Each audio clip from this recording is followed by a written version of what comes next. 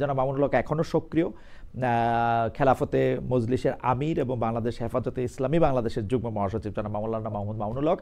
আপনাকে এবার অফিসিয়ালি আবার একটু স্বাগত জানাই, প্রশ্নে যেতে চাই আপনার অনুমতি নিয়ে। জি ধন্যবাদ। আমরা যেতে পারি আলহামদুলিল্লাহ। জি, যারা আমাদের সাথে সংযুক্ত আছেন আমিও আমার পক্ষ থেকে সকলকে স্বাগত জানাচ্ছি। জি মামুন ভাই, আমরা আজকে জানি যে যে আমি আমি আমি আসলে যখন কারিগরি সংযোগটি প্রতিষ্ঠিত হতে চেষ্টা করছিল তখন আমি বলছিলাম যে আজকে জাতির উদ্দেশ্যে প্রধান উপদেষ্টা ডক্টর মোহাম্মদ ইউনূস ভাষণ দিয়েছেন, সেখানে তিনি জানিয়েছেন জাতীয় সংসদ নির্বাচন ও গণভোট একই দিনে অনুষ্ঠিত হবে, কিন্তু আপনার স্পষ্ট দাবি ছিল গণভোট আগে হতে হবে, জুলাই সনদের সব বাস্তবায়ন করতে হবে, তারপর জাতীয় সংসদ নির্বাচন। এখন সরকারের সিদ্ধান্ত জাতীয় নির্বাচনের দিনই হবে যে গণভোট, এটা নিয়ে আপনার প্রতিক্রিয়া কি জনাব মোহাম্মদ মামুনুল হক? যে ইতিমধ্যে আমি আমার এবং আমাদের দলীয় প্রাথমিক তাৎক্ষণিক প্রতিক্রিয়া আমরা ব্যক্ত করেছি। আমরা মনে করি যে জুলাই সনদের বাস্তবায়নের যে গণভোট, সেই গণভোটকে জাতীয় নির্বাচনের দিনে একই সাথে আয়োজনের ঘোষণা দিয়ে জাতিকে হতাশ করা হয়েছে। এবং আমরা মনে করি যে এতে গণভোটের যে তাৎপর্য, জুলাই সনদের যে গুরুত্ব, সেটা অর্জিত হবে না। জুলাই সনদের প্রতি মানুষের যে মনোযোগ হওয়ার কথা, চারটা প্রশ্ন রাখা হয়েছে। এই প্রশ্নগুলো সাধারণ মানুষের অনুধাবন করা, উপলব্ধি করা, তারপরে মনোযোগ সহ সেই বিষয়ে নিজের মতামত ব্যক্ত করা, এই বিষয়গুলো জাতীয় নির্বাচনের সাথে যখন প্রতীক এবং প্রার্থীদের তুমুল একটা প্রতিযোগিতার মধ্য দিয়ে নির্বাচন অনুষ্ঠিত হবে, সেই ডামাডোলে আমরা মনে করি গণভোটের মতো, বিশেষ করে জুলাই সনদ বাস্তবায়নের মতো রাষ্ট্রের অন্যতম আগামীর রূপরেখা নির্ধারক এমন একটি বিষয়ের গণভোট আয়োজন করার কোনোভাবেই যথাযথ পরিবেশ নিশ্চিত করা যাবে না। এখন গণভোট জুলাই সনদ নিয়ে আপনাদের যে আন্দোলন চলমান ছিল সেটা কি থাকবে নাকি স্থগিত করবেন? আপনাদের সিদ্ধান্তটা কি এই মুহূর্তে? না, এখানে আমাদের অনেকগুলো বিষয় ছিল আন্দোলনের। তার মধ্যে অন্যতম একটা ছিল যে সরকারি আদেশের মাধ্যমে, রাষ্ট্রীয় আদেশের মাধ্যমে জুলাই সনদের প্রাথমিক যে আইনি ভিত্তি প্রদান। আমরা যদিও প্রত্যাশা করছিলাম যে সরকারি অন্য কোনো আদেশের মাধ্যমে হবে, এরপরেও যেভাবে আদেশ হয়েছে আমরা সেটিকে স্বাগত জানাই, যে একটি সরকারি আদেশ জারি হয়েছে। সেই আদেশ জারির মাধ্যমে জুলাই সনদের প্রাথমিক আইনি ভিত্তি হয়ে গেল। এটির প্রথম বিষয়। দ্বিতীয় বিষয় হলো যে আমাদের যে গণভোট জাতীয় নির্বাচনের আগে পৃথকভাবে চাওয়ার যে মূল লক্ষ্য এবং উদ্দেশ্য, সেক্ষেত্রে অনেকগুলো বিষয় ছিল। সেই বিষয়গুলোকে, এর মধ্যে গুরুত্বপূর্ণ অনেকগুলো বিষয়কেই প্রশ্ন আকারে যে গণভোটের চারটি যে পয়েন্ট ওখানে নির্ধারণ করা হয়েছে, তার মধ্যে বেশ কিছু বিষয় রয়েছে। কাজেই সেই ক্ষেত্রে আমাদের আংশিক দাবি এখানে বাস্তবায়িত হচ্ছে, কিন্তু বড় দাবি যেটা ছিল যে গণভোটের যে গুরুত্ব, জুলাই সনদের যেই দাবি, সেই দাবির প্রেক্ষিতে যেভাবে গণভোট হওয়ার কথা, সেই গণভোটের তাৎপর্য হারানোর প্রেক্ষিতে আমরা এটাকে স্বাগত জানাতে পারছি না।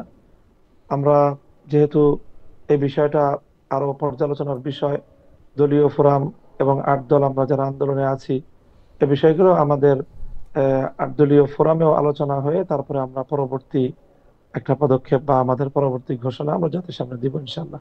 তার মানে আন্দোলন চলবে কি চলবে না সেটা আপনারা মানে সিদ্ধান্ত নিয়ে তারপরে জাতির সামনে আপনারা পরে জানাবেন। এই মুহূর্তে আন্দোলন স্থগিত থাকবে না চলবে সেই ব্যাপারে আপনারা কোনো সিদ্ধান্ত নেন নাই? এই মুহূর্তে আমাদের যে কর্মসূচি আগে থেকে ঘোষণা করা আছে, সেই কর্মসূচিগুলো পালিত হবে এবং আগামী 16ই নভেম্বর আমরা একটি সম্মিলিত বৈঠকে সিদ্ধান্ত রয়েছে। আমরা আশা করছি সেখান থেকে চূড়ান্ত সিদ্ধান্ত আসবে। আপনারা অনেক বছর ধরেই বলছেন যে ক্ষমতায় যেতে পারলে ইসলামী শারিয়া মোতাবেক রাষ্ট্র আপনারা চালাবেন, আপনাদের দলের নাম থেকে খেলাফতের বিষয়টি স্পষ্ট হওয়া যায়, তার জন্যই রাজনীতি করছেন। আমাদের একটা ছোট্ট প্রশ্ন আছে যে জুলাই সনদ বাস্তবায়নের দাবিতে যে আপনারা সোচ্চার, এই জুলাই সনদের দাবি মানে বাস্তবায়নের সঙ্গে এই কাঙ্ক্ষিত ইসলামী শারিয়া বা খেলাফত কায়েমের কোনো অগ্রগতি সাধিত হবে কিনা, এটা আপনারা এরকম মনে করছেন কিনা? মানে জুলাই সনদ ও শারিয়া ভিত্তিক শাসনের জি কোনো জি জি সম্পর্ক জি রয়েছে কিনা? খেলাফতের যে ব্যবস্থা বা ইসলামী ব্যবস্থা, আমরা যেটা বিশ্বাস করি অ্যাজ এ মুসলিম, সেটা হলো যে আল্লাহ প্রদত্ত যে ব্যবস্থা, সেটাই মানব জাতির জন্য সবচেয়ে কল্যাণকর ব্যবস্থা। আদার্স অন্যান্য সেক্টরের মতো রাজনীতি, রাষ্ট্র ব্যবস্থা, শাসন ব্যবস্থার ক্ষেত্রেও ইসলামের চেয়ে উত্তম এবং সুন্দর কোনো ব্যবস্থা হতে পারে না। মানুষের সাম্য, মানবিক মর্যাদা, মানুষের মৌলিক অধিকার নিশ্চিত করার ক্ষেত্রে ইসলাম হলো সর্বশ্রেষ্ঠ ব্যবস্থাপনা এবং একমাত্র নির্ভুল ব্যবস্থাপনা। কাজে সেই ক্ষেত্রে ইসলামের যে বড় একটি মৌলিক চাহিদা, সেটি হলো মানব সমাজের মধ্যে সাম্য এবং ইনসাফ কায়েম হওয়া, বৈষম্য দূরীভূত হওয়া। তো আমরা মনে করি যে জুলাই সনদের রাষ্ট্রীয় ভিত্তি প্রতিষ্ঠার মাধ্যমে তো একটা বৈষম্য বিদরিত হওয়ার ক্ষেত্রে, ইনসাফ প্রতিষ্ঠার ক্ষেত্রে আমাদের এক ধাপ অগ্রগতি হবে। বিগত যে ৭২-এর বাংলাদেশের যে বন্দোবস্ত, রাজনৈতিক বন্দোবস্ত, সেটাকে আমরা চরম বৈষম্যপূর্ণ, ইসলামের প্রতি অনেক বেশি বিদ্বেষী মনোভাবাপন্ন আমরা মনে করি। সেই জায়গাটা থেকে জুলাই সনদ অবশ্যই, যেহেতু এর মধ্যে অনেকটা ভারসাম্য আসবে, ইনসাফের, ন্যায়ের, ন্যায় এবং ইনসাফ মানেই হলো ইসলামের প্রতি এক ধাপ অগ্রগতি।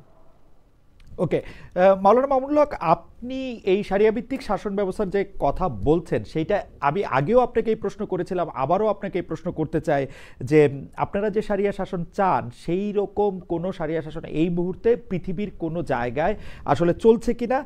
সৌদি আরব, ইরান, আফগানিস্তান, তুরস্ক বা মিশর, এই রকম মালয়েশিয়া, ইন্দোনেশিয়া, কোথাও এই মডেলটা চলছে কিনা? আপনারা কোন মডেলটা আসলে অনুসরণ করতে চান?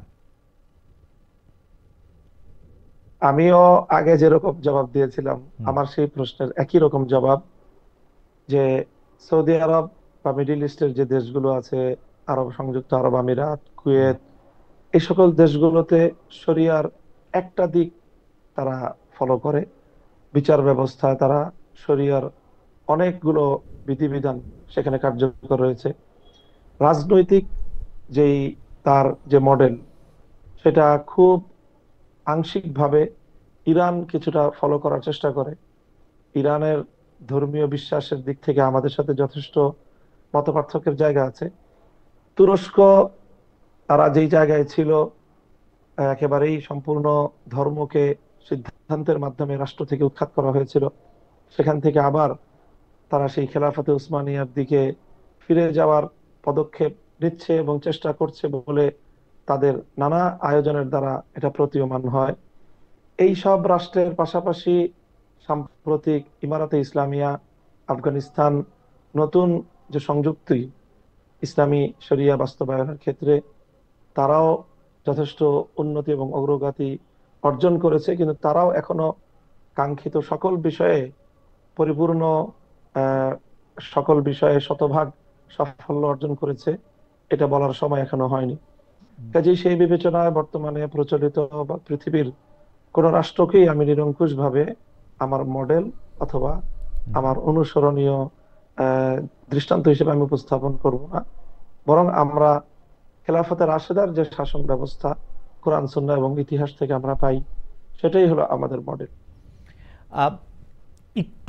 আরেকটু যদি পরিষ্কার করতেন যে আপনার স্কুল, মানলাম যে পৃথিবীর কোনো রাষ্ট্রকে আপনি মডেল হিসেবে নিচ্ছেন না, আদর্শ হিসাবে আপনি কাকে নিচ্ছেন? কারণ স্কুল অফ থটসেও আমরা নানা সময় নানা জনের মধ্যে মত পার্থক্য দেখি যে ইসলাম ধর্ম অনুসরণ করলে, আপনি ইরানের কথা বললেন, আফগানিস্তান বা সৌদি আরবের কথা বললেন, এখন হাশেমি, উমাইয়া, খোলাফায়ে রাশিদিনের কথা বললেও সেইটাও আবার মানে যেহেতু ওসমান রাদিয়াল্লাহু আনহুর সময় থেকে এটি একটি উমাইয়াদের জায়গা থেকেও আমরা একটা আলাদা স্কুল অফ থটস দেখে, যেটা আপনি আসলে অনেক বেশি জানেন, তো সেই স্কুল অফ থটসের মধ্যে আপনারা আসলে কোন স্কুল অফ থটস অনুসরণ করবেন যদি আপনারা রাষ্ট্র ক্ষমতায় আসেন? স্কুল অফ থটস বলতে আমাদের যে ফিকহের ক্ষেত্রে, হুম হুম মানে আমরা যে ফিকাহ মানি, ইসলামের ফিকাহ মানার ক্ষেত্রে স্কুল অফ থটস এর একটা পার্থক্য, সেটা শুধুমাত্র ইসলামী ফিকহের ক্ষেত্রে চারটা স্কুল অফ থটস আছে, এবং হুম চারটার বাইরে হুম আরেকটা স্কুল অফ থটস বর্তমান সময়ে বিশ্বজুড়েই জনপ্রিয়তাও আছে। সেটি হলো যেটাকে সালাফি হুম একটি স্কুল অফ থটস আমরা বলতে হুম পারি। এই পাঁচটি স্কুল অফ থটস বর্তমানে পৃথিবীতে চলছে ফিকহের ক্ষেত্রে। হুম আর যদি ইসলামী আকীদার বিশ্বাস সহ বলি, তাহলে মৌলিকভাবে দুটি পার্থক্য বা দুটি এখানে ভাগ, একটা হলো শিয়া আর একটা হলো সুন্নি। এই সুন্নির মধ্যে কিন্তু সমস্ত স্কুল অফ থটস গুলো একীভূত। তো আমরা সেই জায়গায় কোনোভাবেই শিয়া মডেলকে আমরা বিশ্বাস, চিন্তা, দর্শনের ক্ষেত্রে অনুসরণ করি না। আমরা সুন্নি থটসটাকে অনুসরণ করি। এবং রাষ্ট্রবিজ্ঞান ক্ষেত্রে, রাষ্ট্রবিজ্ঞান এবং রাজনীতির ক্ষেত্রে এই স্কুল অফ থটস গুলোর মধ্যে কোনো ভেদাভেদ নেই। এখানে সুন্নি যেই মতবাদ, যেটা কোরআন সুন্নাহ ভিত্তিক, সেটাকে আমরা আমাদের মডেল বলে এবং আমাদের স্কুল অফ থট হিসেবে আমরা অনুসরণ করি। কিন্তু মাওলানা মামুনুল হক, কতগুলি জিনিসের ক্ষেত্রে স্পষ্ট মানে মাযহাবগত একদম পার্থক্য রয়েছে, যেমন হানাফি মাযহাবের সাথে শাফি মাযহাবের আসলে শাস্তি, দণ্ড, বিধি এগুলি নিয়ে কিন্তু আসলে পার্থক্য রয়েছে, যেটা আপনি আবারও বলি হ্যাঁ, মানে মালিকি বা হাম্বলির মানে হ্যাঁ, পার্থক্য রয়েছে এই ক্ষেত্রে। আপনি হ্যাঁ, কি? এটা আমি বলি, জি এই জায়গাটা আমি বলছি জি যে সেক্ষেত্রে আমি যেটা বললাম যে শাসন ব্যবস্থার মধ্যে শুধুমাত্র বিচার ব্যবস্থায় হুম বিচারিক যেই বিষয়গুলো, আদালতের বিষয়গুলোতে মাযহাবগত কিছু মতভিন্নতা রয়েছে। হুম হুম এবং সেখানে পৃথিবীতে যেই শরিয়া আদালতগুলো বর্তমানে পরিচালিত হচ্ছে, পাকিস্তানের শরিয়া আদালতের এক ধরনের প্রচলন আছে। ইভেন আমাদের পার্শ্ববর্তী ভারতেও হুম যে আপনার ফ্যামিলি বা পারিবারিক আদালত হিসাবে যে আদালত আছে, সেই আদালতেও কিন্তু রাষ্ট্রীয়ভাবে সেটা সমর্থিত এবং রাষ্ট্রীয়ভাবে সেটা পরিচালিত। সেখানেও এক ধরনের স্কুল অফ থট অনুসরণের একটি বিষয় রয়েছে। তারপরে মিডিল ইস্টে যে শরিয়া আদালতগুলো আছে, হুম হুম সেগুলো একটা মাযহাবকে অনুসরণ করে। তুরস্কে তারা এক ধরনের মাযহাব অনুসরণ করে, হুম এবং আফগানিস্তানে তারা যে সম্পূর্ণ শরিয়া আদালত প্রতিষ্ঠা করেছে, তারা কিন্তু সেই শরিয়া আদালত সম্পূর্ণ হানাফি মাযহাব অনুযায়ী তারা পরিচালনা করে। হুম কাজেই এই শরিয়া আদালত পরিচালনার ক্ষেত্রে রাষ্ট্রের যে বিচার ব্যবস্থা থাকে, হুম সেই বিচার ব্যবস্থার এক ধরনের স্বাধীনতা আছে, যে কোরআন সুন্নাহর মূল যে আদর্শের উপর থেকে মাযহাবগত ব্যবধানের ক্ষেত্রে তারা শরীয়তের ফিকহের অন্যান্য মাসালার মধ্যে, যেমন যে কোনো মাযহাব অনুসরণ করার মূলনীতি আছে, ঠিক সেই রকমই বিচারিক ক্ষেত্রে, আদালতের ক্ষেত্রেও যে কোনো একটি স্কুল অফ থট অনুসরণ করার মূলনীতি আছে। সেই মূলনীতিকে অনুসরণ করে আদালত সেটা অনুসরণ করতে পারে। আমি পরবর্তী আলাপে যাই, কারণ আপনার কাছে অনেক প্রশ্ন রয়েছে, কিন্তু আমরা আশা করব যেগুলি জি, বিষয়ের মধ্যে থেকে মানুষের সরাসরি সম্পর্ক রয়েছে, যেমন নারী শিক্ষা, নারী কর্ম, অন্য ধর্মাবলম্বীদের প্রতি ব্যবহার, সেক্ষেত্রে যেহেতু মাযহাবগত পার্থক্য রয়েছে, কোরআনের না, বিভিন্ন বিষয় নিয়ে। আমি বলি খালেদ জি ভাই, একটু বলি, জি একটু বলি। বলেন। আপনি যে এই তিনটা পয়েন্ট উল্লেখ করলেন, জি নারী শিক্ষা, জি নারী কর্ম এবং অন্য ধর্মাবলম্বীদের জি অধিকার, এই জায়গাগুলোতে মাযহাবের তেমন কোনো ব্যবধান নেই।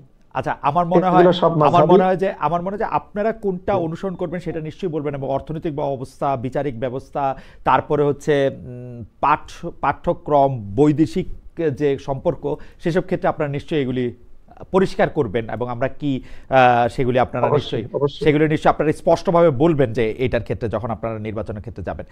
আমি পরবর্তী প্রসঙ্গে যাই, সেটি হচ্ছে যে গত কয়েক মাস ধরে আপনি জানেন যে হেফাজতে ইসলামের আমির জামায়াতে ইসলামীকে নিয়ে একের পর এক নেতিবাচক বক্তব্য দিচ্ছেন। আমি যদি একটু পরে বলি যে উনি বলছেন জামায়াতের ইসলাম মদিনা নয়, মওদুদির ইসলাম, জামায়াতের আকিদা সহি নয়, জামায়াত কাদিয়ানীদের চেয়েও ভয়ঙ্কর, জামায়াত ইমানের বড় ডাকাত, এসব বলে তিনি জামায়াতকে ভোট দিতে নিষেধ করছেন।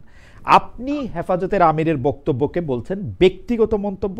এই বক্তব্য যদি সংগঠনেরও নাও হয়, এই বক্তব্যগুলি নিয়ে আপনার ব্যাখ্যা বা মূল্যায়ন কি, আমি এটা জানতে চাই যে মিডিয়ায় আমরা নিউজটা এরকম দেখতে পাই যে হেফাজত এখন কিছুটা বিএনপির দিকে, আর হেফাজত নেতাদের রাজনৈতিক দলগুলি কিছুটা জামায়াতের সঙ্গে। আপনি যদি একটু আমাদের একটু বলতেন যে জামায়াতকে যেভাবেই তিনি বলছেন হেফাজতের আমির জনাব শাহ মহিবুল্লাহ বাবুনগরী, তার বক্তব্যটাকে আপনি ব্যক্তিগত মন্তব্য বললেও যেহেতু তিনি একটি আপনাদের অরাজনৈতিক সংগঠনের আমির, সেটাকে আপনারা আসলে কিভাবে দেখেন? তো উনি যেহেতু অরাজনৈতিক ব্যক্তিত্ব, তার বক্তব্যগুলো অরাজনৈতিক, এবং তিনি তার ধর্মীয় বিশ্বাসের জায়গা থেকেই এই বক্তব্যগুলো দিয়েছেন। হ্যাঁ, বক্তব্যগুলোর মধ্যে কিছু বিষয় আছে যে বিষয়গুলো একটা উপমা, হ্যাঁ, একটা বিষয় হলো একটা এক্সাম্পল অথবা কোন একটা দৃষ্টান্ত বর্ণনা করা হয়। রূপক অর্থের একটা বিষয় আমরা জানি ব্যবহারিক ক্ষেত্রে আছে। যেমন আমি দৃষ্টান্ত হিসেবে একটা কথা বলি, যেমন আমাদের মধ্যে অনেক বড় একজন ইসলামিক স্কলার, এই বিগত শতাব্দীর, আল্লামা জাহেদ কাউসারি তার নাম। তার একটা খুব জনপ্রিয় একটা মন্তব্য আছে, সেটা হলো আল্লাহ মাযহাবিয়াতু কান্তারাতুল্লাহ দীনিয়া, যে মাযহাবকে অস্বীকার করা এটা ধর্মকে অস্বীকার করারই একটা সিঁড়ি। তো অথচ আমরা কিন্তু এটা বলি না, আমাদের দৃষ্টিভঙ্গিগতভাবে আমরা এটা বলি না যে যে মাযহাব মানে না সে দিন মানে না, এমনটা কিন্তু বলি না। কিন্তু ওনার এই কথাটা, এটা হলো একটা সুদূর প্রসারী রূপক অর্থের এবং পরবর্তী একটা পরিণাম বিবেচনায় তিনি এই কথাটি বলেন। ঠিক তদ্রূপ আমিরে হেফাজতের যে মন্তব্যটি আপনি কোট করলেন, সেটি মূলত ওনার নিজস্ব মন্তব্য না। এটা আমাদের উপমহাদেশের একজন খ্যাতিমান আলেমে দ্বীন এবং এই পাক ভারত উপমহাদেশের, ভারত এই স্বাধীনতা, ইংরেজ বিরোধী স্বাধীনতা আন্দোলনের অন্যতম রূপকার হুসাইন আহমদ মাদানী, যিনি ভারতের অত্যন্ত প্রভাবশালী দারুল উলুম দেওবন্দের বড় মাপের একজন শাইখুল হাদিস, তার এই মন্তব্য যে তিনি বলেছেন যেটা, যে মওদুদী সাহেবের যে ওনার যে দৃষ্টিভঙ্গি ইসলাম সংক্রান্ত বিষয়ে, সেই দৃষ্টিভঙ্গিগুলো যদি পরিপূর্ণভাবে প্রতিফলিত হয়, তাহলে তার যে ফলাফলটা দাঁড়াবে, সেই ফলাফলটা অনেক ভয়ঙ্কর।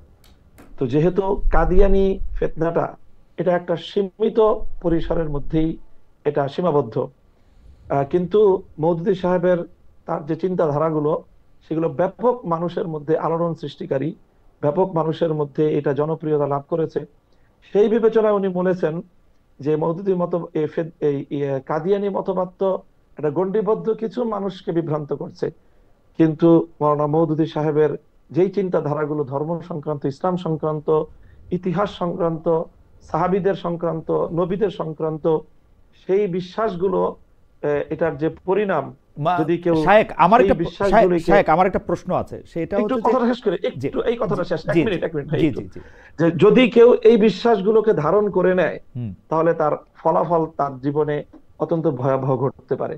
ইতিমধ্যে বারবার কিন্তু জামাতে ইসলাম তারা এই কথা বলার চেষ্টা করে যে তারা সম্পূর্ণরূপেই মওদুদী সাহেবের সকল মতবাদকেই যে তারা অক্ষরে অক্ষরে বাস্তবায়ন করবে, এমন ঘটনা কিন্তু তাদের, ঘোষণা তাদের পক্ষ থেকে নেই। তো সেই জায়গা থেকে আমিরে হেফাজতের বক্তব্য হলো মূলত মওদুদী সাহেবের চিন্তাধারা ব্যক্তিগত, এবং তার সেই চিন্তাধারাগুলি অনুসরণ করলে, কেউ ধারণ করলে তার যে ভয়াবহ ফলাফল ঘটতে পারে, সেই বিষয়ে সতর্কবাণী। আর আমরা যেই জায়গা থেকে কাজ করতেছি, সেটা হলো আমরা মনে করি যে ইসলামী রাজনৈতিক দল হিসাবে আমাদের প্রধান ফোকাস পয়েন্ট হলো যারা রাষ্ট্র ব্যবস্থায় ইসলাম চায় আর যারা রাষ্ট্র ব্যবস্থায় ইসলাম চায় না। যখন ইসলামিক রাজনৈতিক সংগঠন হিসেবে আমার অবস্থান, যারা রাষ্ট্র ব্যবস্থায় ইসলাম চায় তাদের পক্ষে আমাকে অবস্থান নিতে হয়। কাজেই এই জন্য যিনি রাজনীতি করেন আর যিনি রাজনীতি করেন না, তার মূল ফোকাস পয়েন্ট একটা হয় না কখনোই। আপনি আপনার কাছে আমার যে প্রশ্ন ছিল, যে সেটা হচ্ছে যে আপনি বলছেন যে উনি একজনকে কোট করে বা উদ্ধৃত করে একটা কথা বলছেন, সেক্ষেত্রে আপনি একটা উদাহরণও দিলেন, কিন্তু আপনি কি এটাকে এরকমই মনে করেন কিনা? আপনি কি এই কোটটা দিতেন কিনা জনাব আল্লামা বাবুনগরী যেটাকে বলছেন, কাদিয়ানীরা ইমানের যত ক্ষতি করতে পারেনি, এটা জামায়াতে একজন, ইসলামী তার চেয়ে বেশি ক্ষতি করেছে। ইনি কাউকে কোট করছেন মানে তো তাকে আসলে এন্ডোর্স করছেন, তাই না? মানে এটা আরেকজনকে উদ্ধৃত করেও আমরা যখন একটা কথা হ্যাঁ বলি, তার হ্যাঁ, বক্তব্যের সাথে আমি একমত হয়ে বলি। যার আপনি এই যার বক্তব্যের সাথে যার একমত না? কথাটা, জি, আপনি এই বক্তব্যের সাথে একমত না তাহলে? আমি এই বক্তব্যের সাথে একমত না, আমি কথা বলিনি। আচ্ছা। আমি সেই বক্তব্যের যে ব্যাখ্যা, হুম হুম সেই বক্তব্যের যে মূল উদ্দেশ্য, সেই উদ্দেশ্যটাকে আমি ব্যক্ত করলাম। এবং এই বক্তব্যটা আমাদের একজন অনুসরণীয় ব্যক্তির, এবং তিনি রাজনৈতিক দূরদৃষ্টি সম্পন্ন হুম এবং ধর্মীয় স্কলার। হুম কাজেই তিনি তার ধর্মীয় জায়গা থেকে এটার পরিণামের বিষয়ে সতর্ক করেছেন। আমরা জামাতে ইসলামের যারা আছে, মওদুদী সাহেবের ফলোয়ার, তাদেরকেও আমরা সতর্ক করার জন্য আমরা ওই কথা বলি যে ওকে। এই বিষয়টা যদি আপনারা যদি ভুল করেন, তাহলে আপনারা এই ধরনের ক্ষতির মধ্যে পতিত হতে আপনি পারেন। কি মনে করেন যে আল্লামা মামুনুল হক, আপনি কি মনে করেন যে মওদুদী সাহেবের দেখিয়ে দেওয়া আদর্শ বা পথ বাদ দিলে জামায়াতে ইসলামী যে মানে কথা বলে সেই রাজনীতিতে তারা থাকবে, নাকি তাদের কিছু পরিবর্তনও করতে হবে যদি ব্যাপারটা শুধু মওদুদী সাহেবই হয়? হ্যাঁ, শুধু এখানে আমি জামাতে ইসলামের রাজনীতি সম্পর্কে আমার যে অবজারভেশন, হুম। সেটা হলো জামাতে ইসলাম অনেক ক্ষেত্রেই মওদুদী সাহেবের অনেক আদর্শকেই তারা অনুসরণ করে না। ওকে। যারা মওদুদী সাহেবের একনিষ্ঠ ভক্ত, তাদের পক্ষ থেকে জামাত ইসলামের ব্যাপারে এই ধরনের বড় ধরনের আপত্তিও আছে হুম যে মওদুদী সাহেবের বেশ কিছু গুরুত্বপূর্ণ ফিলোসফি, তার হুম বেশ কিছু দর্শন জামাত ইসলাম রাজনীতিতে অনুসরণ করছে না। যেরকম জামাত ইসলাম যেইভাবে হুম গণতান্ত্রিক ধারাকে প্রমোট করছে, এটা মওদুদী সাহেবের মূল তার যে বক্তব্য, তার যে আদর্শ, সেটা থেকে অনেকে হুম মনে করেন যে জামাত ইসলামের বিচ্যুতি ঘটেছে। ওকে। কাজে সেই হিসাবে আমি বলতে চাই এই জায়গায় কিছুটা ব্যবধান আছে আর কি। আপনি যেহেতু গণতন্ত্রের প্রশ্নটা তুললেন, সেহেতু আমি একটু জানতে চেয়ে রাখি যে আপনি মানে বা খেলাফতে মজলিস গণতন্ত্র প্রশ্নটাকে কিভাবে ডিল করে। আসলে গণতন্ত্র বলতে আমরা যে মডেলটা দেখি, জামায়াতে ইসলামীও যে ধরনের গণতন্ত্রের কথা বলে, খেলাফতে মজলিসের ক্ষেত্রে গণতন্ত্রের প্রশ্নের উত্তরটা কি আসলে? খেলাফতে মজলিসের চোখে গণতন্ত্রটা কেমন? হ্যাঁ হ্যাঁ, আমরা আমরা আমরা গণতন্ত্রের আহ, মধ্যে তিনটা পার্ট করি। এই গণতন্ত্রের মধ্যে তিনটা পার্ট আছে। একটা পার্ট হলো বিশ্বাসের জায়গা, আর একটা পার্ট হলো অ্যাপ্লিকেশনের জায়গা। অ্যাপ্লিকেশনের জায়গার মধ্যেও আবার দুইটা পার্ট আছে। আমরা তো গণতন্ত্রের যে সবচেয়ে জনপ্রিয় ডেফিনিশন আব্রাহাম লিঙ্কনের দেয়া, government of the people, by the people, for the people, এটাই আমরা জানি। তো এই যে গভর্নমেন্ট অফ দ্য পিপল, এটা হলো বিশ্বাসের জায়গা গণতন্ত্রের। এই জায়গাটা ইসলামের সাথে শতভাগ সাংঘর্ষিক। ইসলাম কখনোই রাষ্ট্রের, জনগণের, কারোরই নিরঙ্কুশ সার্বভৌম ক্ষমতাকে স্বীকার করে না। ইসলামের লা ইলাহা ইল্লাল্লাহ যে ব্যক্তি বিশ্বাস করবে, ইসলামের সেই প্রথম কালেমার সাথেই গভর্নমেন্ট অফ দ্য পিপলের সরাসরি সংঘর্ষ। কাজে আমরা মনে করি না যে গভর্নমেন্ট অফ দ্য পিপল, জনগণের যেটা চাইবে, যা চাইবে সেটাই আইনে পরিণত হবে, বিষয়টা এমন নয়। বরং সমস্ত মানুষ মিললেও, তারা ঐক্যবদ্ধ হলেও, একমত হলেও, আল্লাহর কোন আইনের বিপরীত তাদের কোনো আইন করার অথরিটি বা সেই অধিকার তাদের নেই। এই জায়গাটা গণতন্ত্রের সাথে সম্পূর্ণ আমরা ডিফার করি। ফর দ্য পিপল যেটা, এটা গণতন্ত্র যেটা বলে যে সরকার বা রাষ্ট্র জনগণের কল্যাণে কাজ করবে, এটার মধ্যে ইসলামের সাথে গণতন্ত্রের সাথে কোনোই ব্যবধান নাই, শতভাগ মিল আছে। বাই দ্য পিপলের যে জায়গা, সেটা ইসলামের একটা ভিন্ন ফর্মুলা আছে, গণতান্ত্রিক নির্বাচন ব্যবস্থার একটা ভিন্ন ফর্মুলা, সেটা শতভাগ ইসলামের সাথে মিলে না। তো আমরা শুধুমাত্র বাই দ্য পিপল, যে জনগণ, জন নির্বাচন যে পদ্ধতি গণতন্ত্রের, আমরা মন্দের ভালো হিসেবে গণতন্ত্রের নির্বাচন ব্যবস্থাটাকে আমরা অল্প সময়ের জন্য বা সাময়িক সময়ের জন্য, বিকল্প ভালো কোনো ব্যবস্থা না থাকায় আমরা গণতান্ত্রিক নির্বাচন পদ্ধতিকে আহ, আমরা অনুসরণ বা সেটাকে আমরা প্রয়োগ করছি বা সেটাতে অংশগ্রহণ করছি, বিষয়টা এতটুকু। আপনার কি এই ক্ষেত্রে ইরানে যেটা চলে বা শিয়ারা যেটা দ্বাদশ ইমামীয় মতবাদের মধ্যে দিয়ে যারা এটা এগিয়ে আসছে, মানে স্টার্টিং ফ্রম আলী রাদিয়াল্লাহু আনহু, তারপরে হাসান হোসেন জয়নাল আবেদিন, মৃত্যুকি মিন্নকি হয়ে, তারপরে এটা হয়ে যে 12 ইমামীয় যে মতবাদ, যে ইমাম সাহেব তার একটা খেলাফত বা হ্যাঁ, বায়াত দিয়ে যাবেন, আপনারা কি ওইটাতে আস্থা রাখতেছেন বা ওইরকম একটা কিছু না করবেন? না না না, সেটাকে তো আমরা সঠিক মনে করি না। তাদের যে হুম শিয়াদের যে ইমামতের যে বিশ্বাস, হুম সেটা একদম আমাদের মৌলিক প্রিন্সিপালস গুলোর সাথে সাংঘর্ষিক, সেটার সাথে আমাদের বিশ্বাস বা কর্মের কোনো সম্পর্ক নেই। তাহলে আপনারা কিভাবে করবেন এটা? আপনারা গণতন্ত্রকে মেনে নিচ্ছেন, মানে আপনারা গণতান্ত্রিকভাবে নির্বাচিত হয়ে খেলাফতের দিকে এগুলি কি মানে মডিফাই করব, মডিফাই আমরা মডিফাই করব, ধরা যাক, মানে নির্বাচন ব্যবস্থাটাকে মডিফাই করব। সেটা কিরকম হবে? ধরেন আপনি খলিফা নির্বাচিত হলেন, তাহলে আপনি কি বায়াতটা দিয়ে যাবেন আরেকজন খলিফাকে? সেটা না না না না না না, সেটা হবে কেন? সেটা কি আমরা যেটা করব সেটা হলো সর্বপ্রথম আমাদের যে শরিয়া ভিত্তিক নির্বাচন ব্যবস্থার যে ফর্মুলা, আমরা প্রথমে নির্বাচন কমিশনটাকে আমরা এখানে সংস্কার করব। নির্বাচন কমিশনের দায়িত্ব নির্ধারণ করব।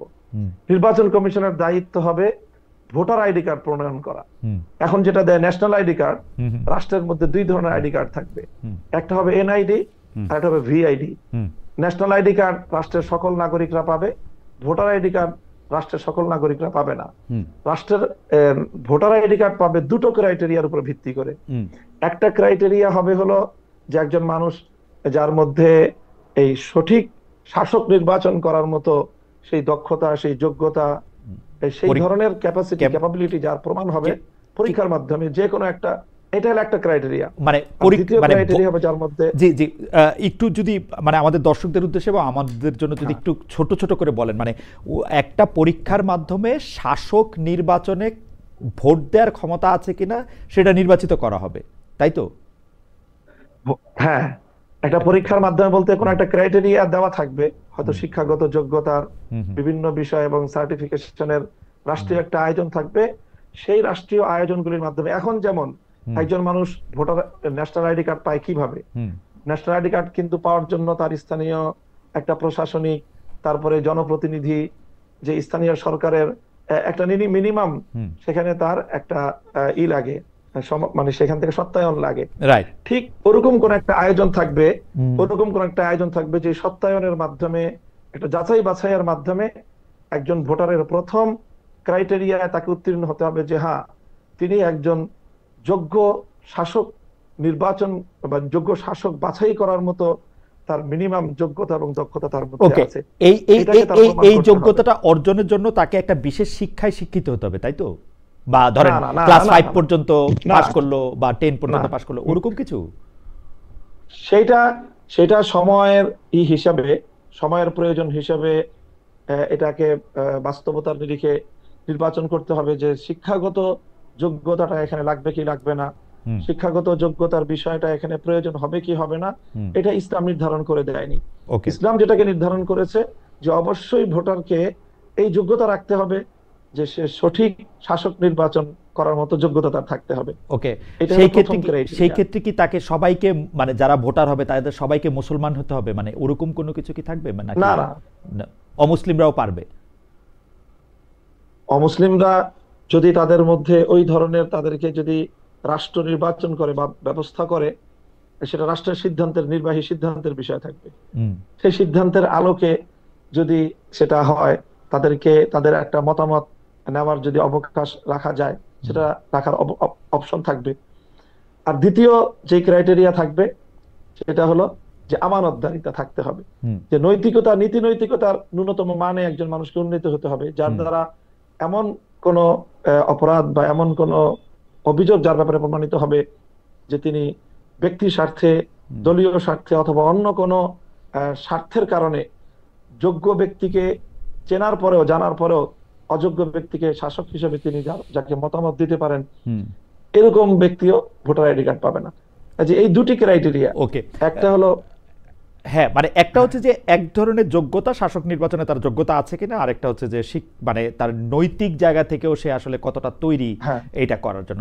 আমি ছোট ছোট দুই তিনটা প্রশ্ন করতে চাই। নারীরা কি এই জায়গায়, বা যারা ইসলাম ধর্ম অবলম্বন করে না সেটা আপনি বললেন, তারাও কি এই যোগ্যতা অর্জন করতে পারবে? যদি এটা মানে নারীরা তো অবশ্যই পারবে, এখানে নারী পুরুষের কোনো ভেদাভেদ নাই, নারী পুরুষের ভেদাভেদ নাই, পুরুষ কোনো ভেদাভেদ নাই, নারী এবং পুরুষ সকলেই একেবারে নির্বিশেষে এই যোগ্যতা অর্জন করতে পারবে। আচ্ছা, এই ক্ষেত্রে আমার প্রশ্ন হচ্ছে যে আপনি যেহেতু অনেক দিন ধরে বিষয়গুলি নিয়ে ভাবছেন, আপনি ক্লাসেও পড়ান বিষয়গুলা নিয়ে মানুষদের, আপনার কাছে কি মনে হয় আপনার এই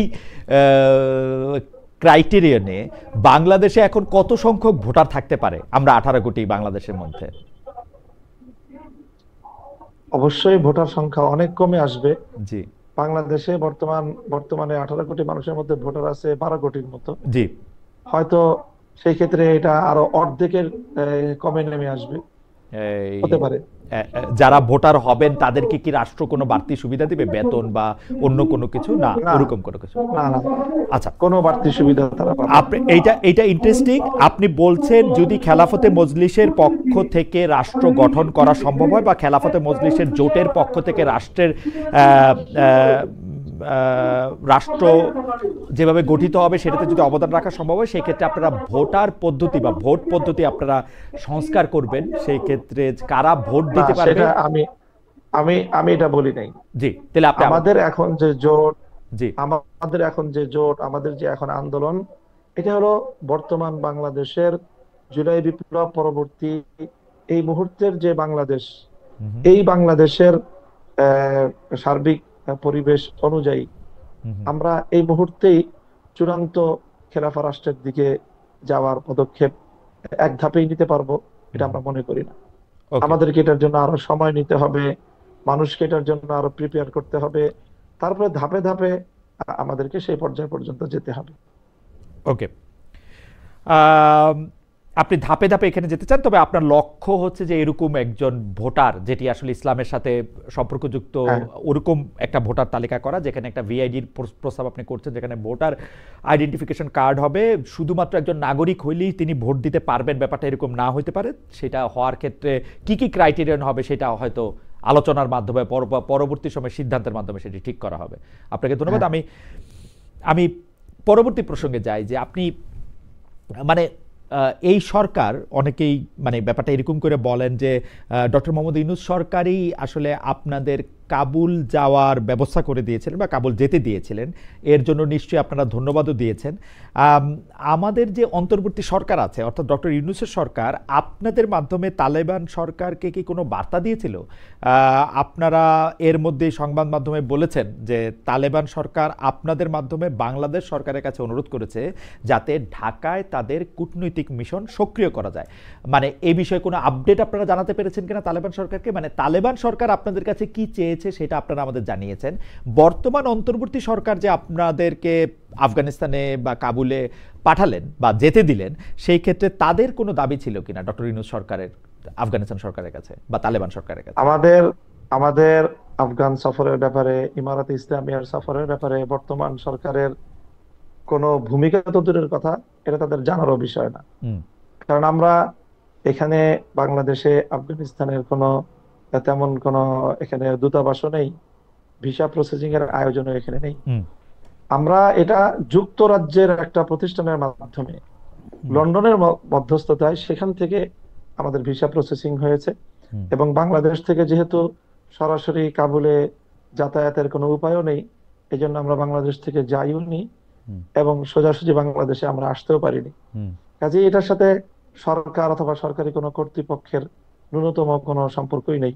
এখানে আমরা সম্পূর্ণ ব্যক্তি উদ্যোগে, ব্যক্তি ইচ্ছায় এবং যুক্তরাজ্য ভিত্তিক একটা সংস্থার মধ্যস্থতা এবং তাদের আয়োজনে সেখানকার কাবুল সরকারের আমন্ত্রণ সেই সংস্থার মাধ্যমে আমাদের কাছে এসেছে, আমরা সেভাবে গিয়েছি। হ্যাঁ, সেখান থেকে সেই রাষ্ট্রের গুরুত্বপূর্ণ ব্যক্তিবর্গ তারা বাংলাদেশের সাথে কূটনৈতিক সম্পর্ক স্থাপনের আগ্রহ ব্যক্ত করেছে। আমরা সেই বার্তা প্রেসের মাধ্যমে বর্তমান সরকারের কাছে আমরা পৌঁছে দিয়েছি। আপনাদের আফগানিস্তান যাওয়ার সময় বা কাবুল যাওয়ার সময় আপনারা সরকারের কাউকে আপনারা ইনফর্ম করেন নাই যে আমরা আসলে আফগানিস্তান যাচ্ছি বা আফগানিস্তানের বা কাবুল সরকারের সাথে কথা বলতে চাচ্ছি, সেটা আপনারা এটা বলেন নাই? না। ওকে, তো আপনাদের যে অনুরোধ আপনারা সরকারের কাছে পৌঁছে দিয়েছেন যে কূটনৈতিক মিশন করা যায় কিনা, সেই ব্যাপারে সরকার আপনাদের কিছু জানিয়েছেন? মানে কোনো আপডেট আছে সে ব্যাপারে? না, এই ব্যাপারে আমাদের কাছে কোনো আপডেট নেই। আমরা এমনিতে অফিসিয়াল ভাবে খোঁজ খবর নিয়েছি, তো অফিসিয়াল ভাবে ওই রকম যে অফিসিয়াল জবাব যে হ্যাঁ তাদের সাথে আমাদের আফগানিস্তানের একটা ছোট্ট অফিস ঢাকায় আছে, সেখানে 1-2 জন ব্যক্তিও আছেন, তাদের সাথে যোগাযোগ আছে, তারা চেষ্টা করছে। এবং এটাও যে বাংলাদেশের পররাষ্ট্র উপদেষ্টা বিভিন্ন সফরে আফগানিস্তানের সেখানকার পররাষ্ট্র দপ্তরের কর্মকর্তাদের সাথে কথোপকথন হয়। বাংলাদেশের সাথে Kabul, Dhaka chamber of commerce অথবা ব্যবসা বাণিজ্যের একটা লিঙ্ক তৈরি হওয়ার বিভিন্ন ধরনের কার্যক্রম অনেকেই করছে। পররাষ্ট্র মন্ত্রণালয় থেকে এইরকম তথ্য আমরা পেয়েছি। সেই এর চেয়ে এর বাইরে সরকারের পক্ষ থেকে বিশেষ কোনো উদ্যোগ নাই। আপনারা যখন কাবুল সফরে গিয়েছেন, জনাব মামুনুল হক, আপনি জানেন যে তার পরের মাসেই প্রথমবারের মতো ভারত সফর করে গিয়েছেন আফগানিস্তানের পররাষ্ট্রমন্ত্রী আমির খান মুত্তাকি। এবং আপনি জানেন যে কাবুল ও দিল্লির মধ্যে সম্পর্ক ব্যাপক উন্নয়ন হচ্ছে, বিপরীতে আফগানিস্তান ও পাকিস্তানের মধ্যে সীমান্তে প্রায় যুদ্ধাবস্থা তৈরি হচ্ছে, আহত নিহত হচ্ছে, ইদানিং তাদের সমঝোতা আলোচনাও ব্যর্থ হচ্ছে। বিশ্বাসের দিক দিয়ে তালেবান এখন ব্র্যান্ডিং করতে চাইছে পাকিস্তান নয়, ভারতের দেওবন্দ তাদের মানে যদি আমরা বলি উৎস। সার্বিক পরিস্থিতি নিয়ে কি বলবেন? মানে আমরা বাংলাদেশেও, পাকিস্তানে তো বটেই, আমরা কিন্তু আফগানিস্তানের সাথে একটা স্বাভাবিক কূটনীতিক সম্পর্ক আমরা দেখতে পাচ্ছি না। আপনার আসলে লন্ডনের একটা বা যুক্তরাজ্যের একটা সংস্থা, আমি ধরে নেই যে সেটা একটা বেসরকারি সংস্থায়, তাদের মধ্যে আলোচনা করে, অথচ আফগানিস্তানের পররাষ্ট্রমন্ত্রী তিনি ভারত সফর করে গেছেন এবং আমি যতদূর দেখতে পেয়েছি তিনি বেশ মানে সম্মান, আদর, ভালোবাসা এবং অনেক গুরুত্বও পেয়েছেন। এই ব্যাপারটা নিয়ে আসলে এটা অবশ্যই আমার বাংলাদেশের দুর্বল পররাষ্ট্র ব্যবস্থা নীতির কথাই আমি বলবো, যে ভারতের মতো রাষ্ট্র যেইভাবে তারা তাদের রাষ্ট্রীয় সিদ্ধান্ত রাষ্ট্রের স্বার্থের জায়গা থেকে তারা ইন্ডিপেন্ডেন্টলি নিতে পারে, আমাদের বাংলাদেশ সেই স্বাধীনভাবে আমাদের পররাষ্ট্র বিষয়ক সিদ্ধান্তগুলো তারা নিতে পারে না। তারা এখনো সেই পশ্চিমা বিশ্বের ভয়ে ভীত সন্ত্রস্ত, যে কি বলবে না বলবে, এর একটা বিষয়। আর ভারত এবং পাকিস্তান প্রসঙ্গ যেটা আপনি বলেছেন, ভারতের দেওবন্দ প্রসঙ্গ আপনার যেটা বলেছেন, সেটা হলো যে দেখেন, এইটার মধ্যে দেওবন্দ প্রসঙ্গের মধ্যে ভারত পাকিস্তানের সম্পর্ক না। দেওবন্দ আমাদের ভারত, পাকিস্তান, বাংলাদেশ, আফগানিস্তান, এই টোটাল যে দক্ষিণ পূর্ব এশিয়া, এই এশিয়া মহাদেশ, এই এশিয়া দক্ষিণ পূর্ব এশিয়া সাবকন্টিনেন্টালে আমাদের যে আমরা যে ধর্মের যে স্কুল অফ থট বা যেটাকে আমরা চর্চা করি আমাদের, সেটার মূল প্রাণ কেন্দ্র হলো দারুল উলুম দেওবন্দ বিগত 150 বছর ধরে। সেই জায়গা থেকে আমরা বাংলাদেশি যারা আছি কওমি মাদ্রাসার, আমরা আমাদের অপর পরিচয় হলো আমরা দেওবন্দি। ঠিক একইভাবে আফগানিস্তানে বর্তমানে যারা রাষ্ট্র পরিচালনা করছে ইমারতে ইসলামিয়ার সরকার, এটা টপ টু বটম পূর্ণটাই দেওবন্দি কওমি চিন্তার অধিকারী। এই জন্য তারা বলেছে যে তাদের প্রাণকেন্দ্র দেওবন্দ। পাকিস্তানের আলেম ওলামা যারা আছেন, পাকিস্তানের ধর্মীয় গোষ্ঠী আমাদের যারা আছেন, তাদেরও কিন্তু সকলের উৎস হলো দেওবন্দ। কাজে দেওবন্দকে যে মূল উৎস ধরা হয়, এটা শুধু আফগানিস্তানের জন্য না, সেটা পাকিস্তানের জন্য, আফগানিস্তানের জন্য, বাংলাদেশের জন্য এবং ভারতের জন্য। এটা একটা ভিন্ন বিষয়।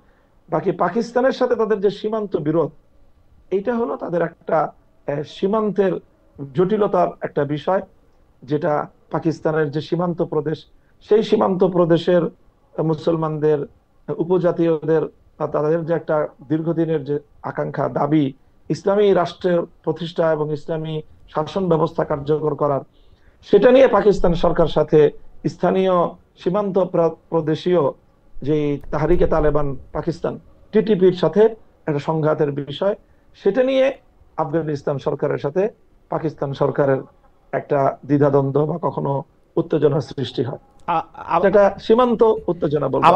আপনার কাছে এইটা নিয়ে একটু বিশ্লেষণ আমি জানতে চাই, যে মোদী সরকার যেখানে ঘোষিতভাবে বা তার অবস্থানগত কারণে যারা মুসলমানদের জন্য ঠিক মানে বৈষম্যহীন সরকার না, আমি যদি সবচেয়ে ভদ্রভাবেও বলি, সেই মোদী সরকার তালেবান সরকারের সাথে ঘোষণা দিয়ে তালেবান সরকারের সাথে তার আলাদা মানে এক ধরনের মানে কি বলবো ভালোবাসা সম্মানের সম্পর্ক করতে চাইছে।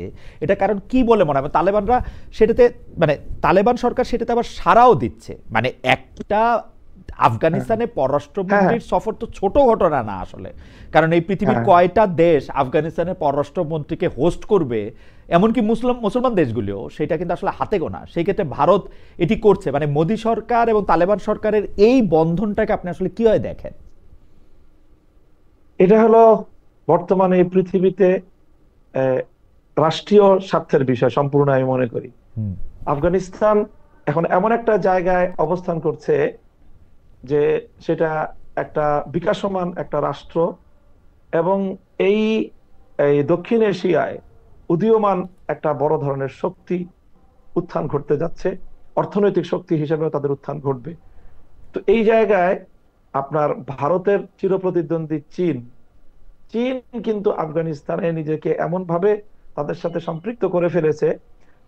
আফগানিস্তানের বিশাল যে ভূখণ্ড, 6.5 লক্ষ বর্গ কিলোমিটারের, বিপুল পরিমাণ সেখানে খনিজ সম্পদ, এবং নতুন একটা বিকাশমান একটা রাষ্ট্র হিসাবে সেখানে বিপুল অর্থনৈতিক ইনভলভমেন্টের যে সুযোগ, এই সুযোগটা একচেটিয়া চায়না নিচ্ছে। তো ভারত চায়নার প্রতিযোগিতায়, ভারত দেখছে যে সে যদি তার সেই এই হিন্দুত্ববাদ দিয়ে পড়ে থাকে, সে চায়নার প্রতিযোগিতায় এতটাই পিছিয়ে পড়বে যে সে এখানে উপমহাদেশে তার নেতৃত্ব এবং তার অর্থনৈতিক স্বার্থ সে ধরে রাখতে পারবে না।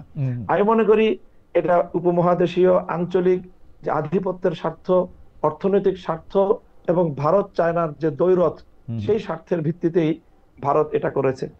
আর তালেবান বা ইমারাত যেটা করেছে সেটা হলো তাদের এখন এই মুহূর্তের প্রয়োজন হলো পৃথিবীতে যে কোনো রাষ্ট্রের সাথে তাদের যে একটা স্বাভাবিক যে তাদের কূটনৈতিক এবং বাণিজ্যিক সম্পর্ক, সেটা ভারত, আমেরিকা, রাশিয়া, চায়না যেই তাকে তাদেরকে অ্যাক্সেস দিবে, তার সাথেই তারা অগ্রসর হয়ে গিয়ে এই বন্ধুত্বের হাত তারা বাড়িয়ে দিবে।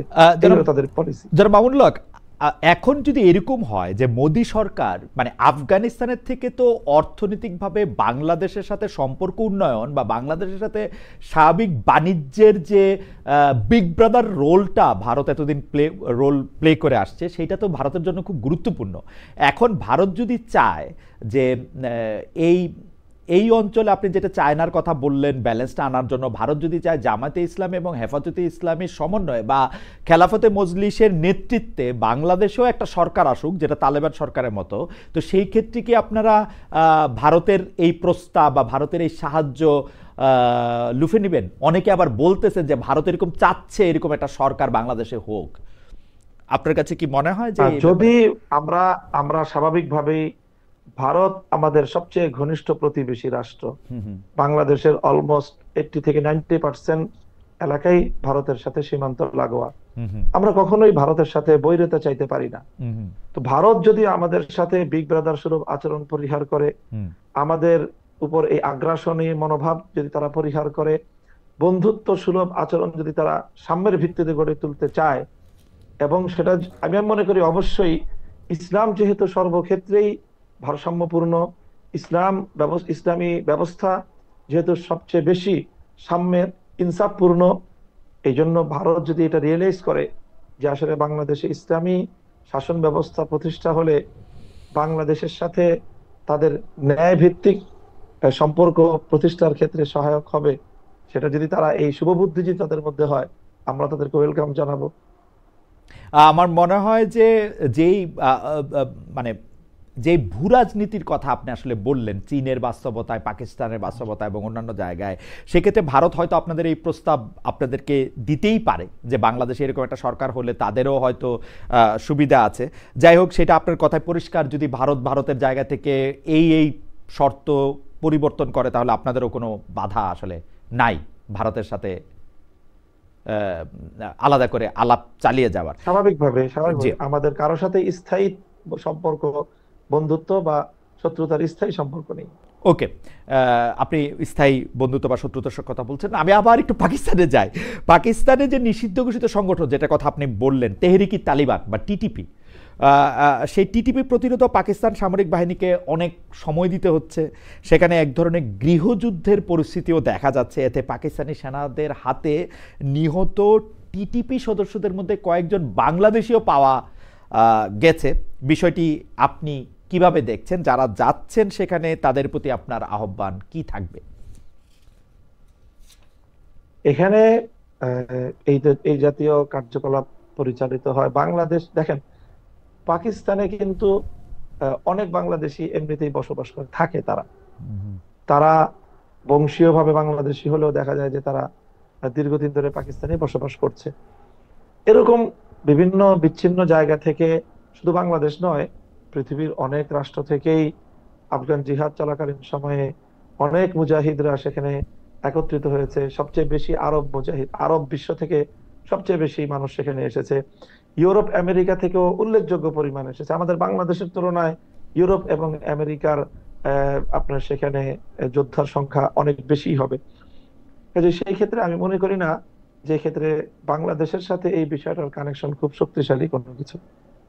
আ- আ- মানে আমাদের প্রশ্ন ছিল যে আপনি কি ওই টিটিপির হয়ে পাকিস্তানের এই যুদ্ধটাকে, যদি বাংলাদেশের কোনো তরুণরা যেতে চায় তাহলে সেই ক্ষেত্রে আপনি আহ্বান জানাবেন, মানা করবেন, নাকি আপনার অবস্থাটা কি হবে? মানে আপনি কি এটাকে একটা ন্যায় সঙ্গত ব্যাপার মনে করেন কিনা না, টিটিপি? এখানে এখানে আমরা যেহেতু পাকিস্তানের যে রাষ্ট্রের বিশেষ করে আলেম সমাজ যারা, হুম তারা এই পাকিস্তান রাষ্ট্রের ভিতরে অন্তর্ঘাতমূলক এই কার্যক্রম গুলোকে তারা সমর্থন করছেন না হুম হুম ব্যাপকভাবে। হুম হুম কাজেই আমরা দূর থেকে আমাদের সম্পূর্ণ সেই বিষয়টা অ্যানালাইসিস নেই যে তারা আসলে কিভাবে কাজগুলো করছে। আমরা সেখানকার আমাদের নির্ভরযোগ্য আলেম সমাজের মতামতের উপরে আমরা আস্থা রাখতে চাই, এবং সেই ক্ষেত্রে আমরা বলি যে পাকিস্তানের মতো একটা রাষ্ট্রের ভিতরে অন্তর্ঘাতমূলক এই ধরনের সশস্ত্র তৎপরতা এটি কোনোভাবেই কাম্য নয়। আমাদের একজন দর্শক মন্তব্য করেছেন যে আপনি তো আসলে ঐতিহাসিকভাবে ভারতের বিরোধী একটা আপনার অবস্থান সবসময় ছিল, সে অবস্থান কোনো পরিবর্তন হয়েছে কিনা আপনি চাইলে উত্তর দিতেও পারেন, নাইলে আমরা পরের প্রশ্নে যাই। না, আমাদের সেই অবস্থায় কোনো পরিবর্তন হয় নাই। যতদিন ভারত আমাদের প্রতি, ইসলামের প্রতি তার এই বিমাতার সুলভ আচরণ বন্ধ না করবে, ততদিন পর্যন্ত ভারত বিরোধী আমাদের এই মনোভাব এবং অবস্থান আপনার অব্যাহত থাকবে। আপনার কাছে এই প্রশ্নে আবার একটু মনে হয় যে আপনার কাছে কি এরকম মনে হয় কিনা যে ভারত একটা পিক অ্যান্ড চুজ করে, যেমন মানে এই মুহূর্তে আফগানিস্তানের চেয়ে বড় ইসলামিক শরিয়া মানা দেশ তো আসলে নাই, যেই কারণে অনেক দেশই তো তাদের সাথে তাদের একটা ভালো সম্পর্ক থাকবে, পাকিস্তানের সাথে থাকবে না, বাংলাদেশের সাথে অন্যরকম হবে, সেটা কি মনে হয় আপনার? এবং আপনি আবার এটাও বলছেন যে তারা যদি মনে করে ভূরাজনীতির ক্ষেত্রে তারা বাংলাদেশকে পাশে পেতে হলে তারা এই রকম একটা শাসন দরকার, সেক্ষেত্রে আপনারাও খুব আপত্তি করবে না। এটা ভারতের এই অবস্থানটাকে আপনি আসলে কিভাবে দেখেন, যে মানে at the end of the day ভারতের জন্য কি শুধু আসলে রাজনীতিটাই মুখ্য, এসব হিন্দু মুসলমান এগুলি আসলে কোনো বড় ব্যাপার না? হ্যাঁ, হ্যাঁ, আমি এটাই মনে করি যে মোদির রাজনীতিও এটাই। সেই হিন্দুত্ববাদকে উস্কে দিয়ে যে কংগ্রেসের ভারতে যে একটি ঐতিহ্যবাহী একটি শান্তিপ্রিয় এবং কি বলে অংশগ্রহণমূলক যে রাজনীতি, সেটার বিপরীতে হিন্দুত্ববাদকে উস্কে দিয়ে এই বিজেপির যে উত্থান, তারা তাদের ইন্টারনাল ভারতে তারা সেই রাজনীতিটা করে। এক্সটার্নাল তাদের যে পলিসি, এটা সম্পূর্ণ ভিন্ন। ওকে, সেখানে তারা ওই ওই বিবেচনা তারা করছেন। স্পষ্ট আপনার কথা। কাবুল থেকে ফিরে এসে আপনি প্রথম আলোতে একটি সাক্ষাৎকার দিয়েছিলেন, সেখানে আপনি বলেছেন যে তালেবান সরকার যে নারী শিক্ষার পথ রুদ্ধ করে রেখেছে সেটা আপনার পছন্দ হয়নি। আপনি নারী শিক্ষা, নারীদের কেরিয়ার, চাকরি বাকরি, ব্যবসা বাণিজ্য এসব নিয়ে আপনার দলের ইশতেহার বা অবস্থানটা আমাদের জানাবেন কিনা? বাংলাদেশ জামায়াত ইসলামের আমির সম্প্রতি নারীরা কম কাজ করার ক্ষেত্রে মানে নারীদের 5 ঘন্টা কাজ করলে পারিশ্রমিক পুরো দেওয়া হবে এটি বলেছেন। এই বক্তব্য নিয়ে আসলে কি বলবেন? যে মনে হচ্ছে জামাতে ইসলামী একটা অবস্থান নিচ্ছে যাতে নারীরা কম কাজ করে তুলনা, কারণ 5 ঘন্টা কাজ করলে তো আসলে কারো পক্ষেই, কোনো কোম্পানির পক্ষেই আসলে তাকে নেওয়া খুব লাভজনক হবে না। আপনার অবস্থানটা কি যদি আমরা একটু বলতেন? হ্যাঁ, এখানে এখানে বক্তব্যের দুটো দিক আছে।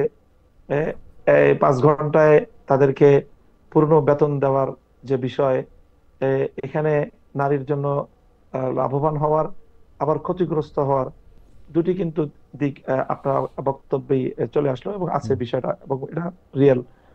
তো আমরা মনে করি যে আমরা এই মুহূর্তে নারীদের কর্মসংস্থান এবং নারীরা নারীর কর্মক্ষেত্রে তাদের সুযোগ সুবিধার বিষয়ে একেবারে একেবারে চূড়ান্ত কোনো কথা আমি এই মুহূর্তে বলছি না। আমি যেটা বলছি যে অবশ্যই আমাদের যতটুকু সক্ষমতা, সেটা অবশ্যই নারী বান্ধব, নারীদের সর্বোচ্চ সম্মান এবং নিরাপত্তা, আমরা এই দুটো বিষয়ে প্রাধান্য দেওয়ার চিন্তা করি। সম্মান এবং তার নিরাপত্তা। হুম নারী যেন অর্থনৈতিকভাবে নিরাপদ থাকে, নারী যেন কোথাও কর্ম করতে গিয়ে সম্মান হানি তার না হয়, তার নিরাপত্তা বিঘ্নিত না হয়। এই জন্য রাষ্ট্র কাঠামোর ক্ষেত্রে একটা বড় ধরনের পরিবর্তন আনা আমরা প্রয়োজন মনে করি। সেই জন্য শিক্ষাঙ্গন থেকে সকল ক্ষেত্রে নারীদের জন্য যে সেপারেট ব্যবস্থাপনা, ভিন্ন ব্যবস্থাপনা, সেই জাতীয় ব্যবস্থাপনাকেই আমরা প্রায়োরিটি দিই। তৈরি পোশাক শিল্পের ক্ষেত্রে যে এখন প্রায় 50, কম বেশি হতে পারে, 50 লাখের মতো নারী শ্রমিক আছেন, মানে যদি আমরা ব্যাকওয়ার্ড লিঙ্কেজগুলিও ধরি, তারা কি যেভাবে এখন কাজ করতেছেন সেভাবেই কাজ করতে পারবেন আপনার পছন্দ মতো বা আপনি সরকারের নেতৃত্বে থাকলে? অবশ্যই তারা শুধু এভাবে না, তাদের এখন বেশ কিছু বড় বড় সমস্যা আছে। নিরাপত্তার সমস্যা, তাদের হ্যারাসমেন্টের সমস্যা, এই সমস্যাগুলো রাষ্ট্রের বড় ধরনের এখানে আমি মনে করি ইনভলভমেন্ট দরকার। এবং রাষ্ট্রের পক্ষ থেকে এই যে নারীদের যে কর্মসংস্থানগুলো, সেখানে দুর্ঘটনা ঘটলে নারীরা স্বাভাবিকভাবেই এই দুর্ঘটনা ওভারকাম করার জন্য বা সেখান থেকে নিরাপদে সরে আসার জন্য পুরুষদের মতো তাদের সেই ক্যাপাবিলিটি থাকে না। এই জাতীয় বিষয়গুলো আরো নিরাপদ হওয়া দরকার। নারী শ্রমিকদের সেখানে পুরুষ সুপারভাইজারদের দ্বারা নানাভাবেই তারা নিগৃহীত হয়, হয়রানির শিকার হয়, সেই বিষয়গুলোর ক্ষেত্রে একটা রাষ্ট্রীয় নির্দেশনা থাকা দরকার এবং সেটার একটা সুপারভাইজিং দরকার। এই জাতীয় বিষয়গুলো আমরা নিশ্চিত করে নারীদের জন্য গার্মেন্টস সেক্টর সহ ইত্যাদি ক্ষেত্রে নিরাপদ এবং উত্তম কর্মসংস্থানের বিষয়টা আমাদের হাতে আমরা সুযোগ পেলে এটাকে আরো সম্প্রসারিত করব। আপনারা এই ক্ষেত্রে কি তালেবান মডেলটা ফলো করবেন, যে আপনারা নারীদের কম কাজ করার ক্ষেত্রে উৎসাহিত করবেন, যে নারীরা কম কাজ না করুক? কারণ মানে এই প্রশ্নটা আপনাকে বলা একটা দ্বিরুক্তি, কারণ আপনি স্পষ্ট বলেছেন যে আপনি আসলে ওটা ওদের পছন্দ করেন নাই, ওদের সিস্টেমটা।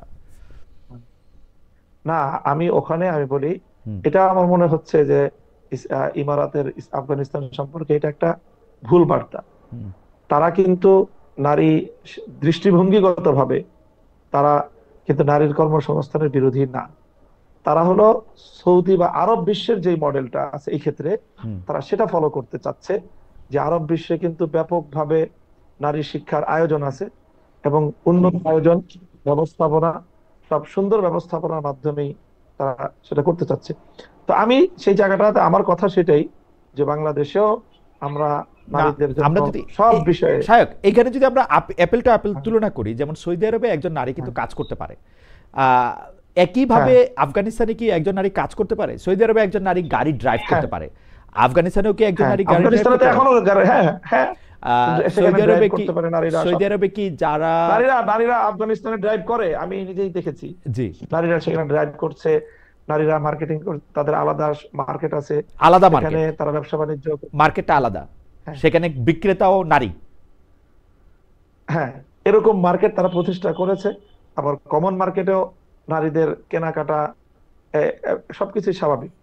মানে একটা আরব বিশ্ব বলতে আমরা যদি এখন সৌদি আরব বা মিশর বা তিন জায়গা থেকে যদি আমরা উদাহরণ নেই, ইরানে একটা নারীর যেরকম অধিকার, আফগানিস্তানেও নারীদের সেরকমই অধিকার আছে।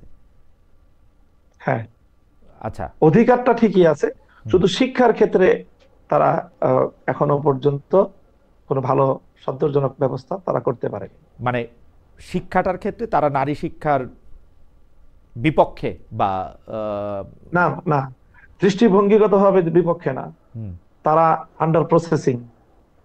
তারা নারীদের জন্য যেই ধরনের শিক্ষা ব্যবস্থা, শিক্ষার আয়োজন তারা নারীদের জন্য, মানে কি সেটা আলাদা শিক্ষা ব্যবস্থা, ধরেন মানে পুরুষ আর নারী শিক্ষা ব্যবস্থা আলাদা, মানে আলাদা, মানে কাঠামোগতভাবেও আলাদা, আবার বিষয়বস্তুগত ক্ষেত্রেও আলাদা। যেমন নারীরা আসলে বিষয়বস্তুগতভাবে আলাদা না, মানে নারীরা কাঠামোগত আলাদা, শিক্ষা প্রতিষ্ঠান থাকবে, সবকিছু পড়াশোনা করবে নারীরা।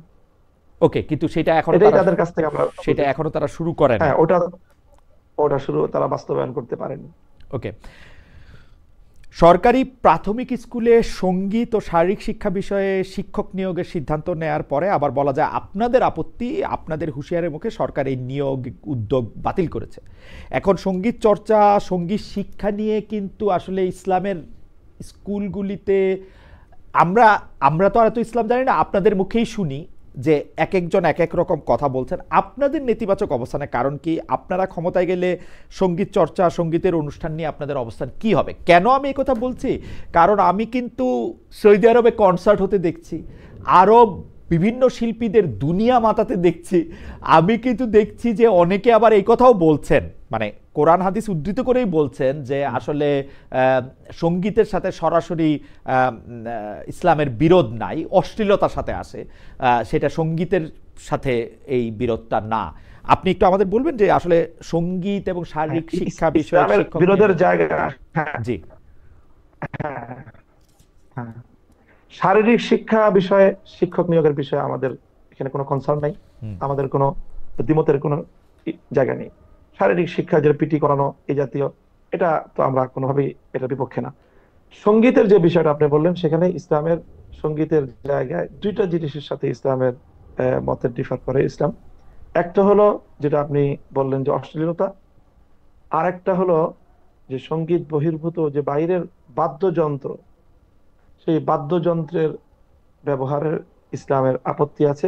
সীমিত এক দুইটা বাদ্যযন্ত্রের বাইরে অন্যান্য বাদ্যযন্ত্রগুলোকে ইসলাম অ্যালাউ করে না। এছাড়া ওই সেই বাদ্যযন্ত্রগুলো বাদে যদি শুধু গান হয়, সেই গান যেটা আমরাও গাই, আমাদের ছেলেরাও গায়, ব্যাপক আমাদের অনেক শিল্পী গোষ্ঠী আছে তারা গাচ্ছে, সেটার সাথে আমাদের তো মত পার্থক্যের কোনো জায়গা নেই।